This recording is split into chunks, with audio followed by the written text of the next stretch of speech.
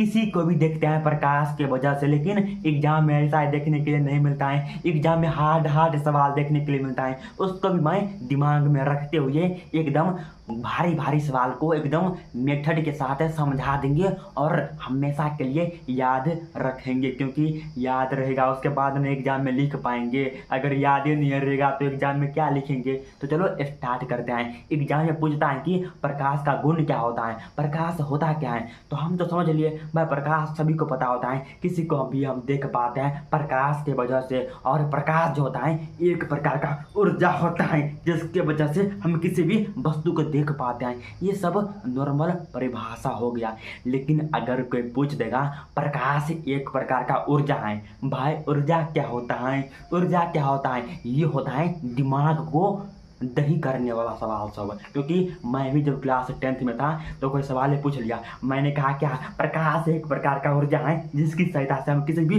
वस्तु को देख पाते हैं। लेकिन क्या बोला पता है सर, ऊर्जा क्या होता है।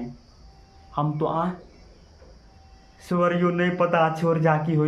तो ऊर्जा क्या होता है, तो हम जो भी काम करते हैं ना, मुट्ठी जो मारते हैं ना, जो भी हम काम करते हैं उसको ही ऊर्जा कहते हैं। कहने का मतलब कार्य करने की क्षमता को, कार्य करने की क्षमता को हम क्या कहते हैं, तो ऊर्जा कहते हैं, मतलब एनर्जी कहते हैं। क्या बोलते हैं, एनर्जी कहते हैं, ऊर्जा कहते हैं। हम तो ये समझ गए, हाँ भाई समझ लिए कि ऊर्जा तो कहते हैं, लेकिन ऊर्जा जो होता है कार्य करने की क्षमता को कहते हैं ऊर्जा। हाँ भाई समझ लिए। प्रकाश जो होता है 21 सेकंड में 3 गुने 10 के पावर 3 गुने 10 के पावर 8 मीटर प्रति सेकंड चाल की रफ्तार से चलता है। कहने का मतलब इसके ऊपर में 10 है, कहने का मतलब तो 10 लिख देंगे और 1 2 3 4 5 6 7 8 जीरो दे देंगे, वही हमारा होता है मीटर प्रति सेकंड।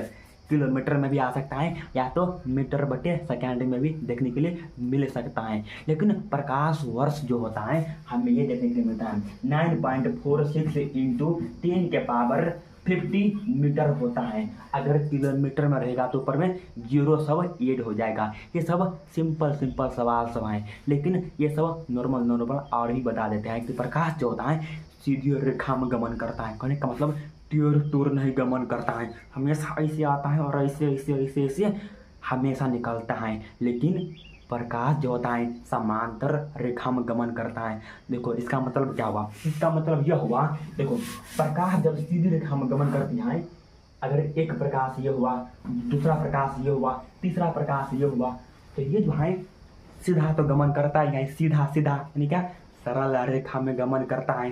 तो अगर सीधा गमन करेगा तो दूसरा भी लाइट जो होगा वो भी सीधा होगा, इसलिए समांतर हम कहते हैं। क्या बोले, समांतर कहते हैं, इसलिए समांतर कहते हैं। और प्रकाश जो होता है एक विद्युत चुम्बकीय तरंग होता है। इसका मतलब समझ में नहीं आता। देखो हम सब मुट्ठी मारते हैं तो हमारा जो हड्डी होता है कमज़ोर हो जाता है, सही से देख नहीं पाते हैं, सही से टहल नहीं पाते हैं, बोल नहीं पाते हैं। इसके लिए हमें ऊर्जा की आवश्यकता पड़ता है, जो हमें कहाँ से मिलता है, विटामिन डी से मिलता है। क्या बोले, विटामिन डी से मिलता है, जो हमें सूर्य की रोशनी से ही प्राप्त होता है। हाँ ये जानते हैं, लेकिन जो विद्युत चुम्बकीय तरंग होता है आप भी देखे होंगे, जब करंट लगता है किसी को ऐसे करता है, मतलब वैसे ही हमारे अंदर में एनर्जी उत्पन्न होता है। और जब हम काम करते हैं तो हर जगह जो होता है ना, मतलब विभक्त हो जाता है, मतलब हर जगह अंग में देखने के लिए मिलता है। और प्रकाश जो है ना, इसलिए जब हमारे आँख में आता है तो आँख से होते हुए हर एक भाग में चला जाता है, और जिससे हमें फुर्ती मिलता है। आप भी देखे होंगे जो लाइट में नहीं होता है उसका जो मुँह कान होता है गोर होता है और मुलायम होता है, लेकिन उसके अंदर में दम नहीं होता है। उसका जो इम्यूनिटी जो सिस्टम होता है, कहने का मतलब उसका जो क्षमता होता है, अंदर का क्षमता बाहर का क्षमता बहुत कमज़ोर होता है। इसलिए, और इसका कारण क्या है, तो जो भी इसी समय रहता है वो उतना सहन नहीं कर पाएगा धूप को, लेकिन हम सब कर पाएंगे क्योंकि हम सब किसान के बेटे हैं।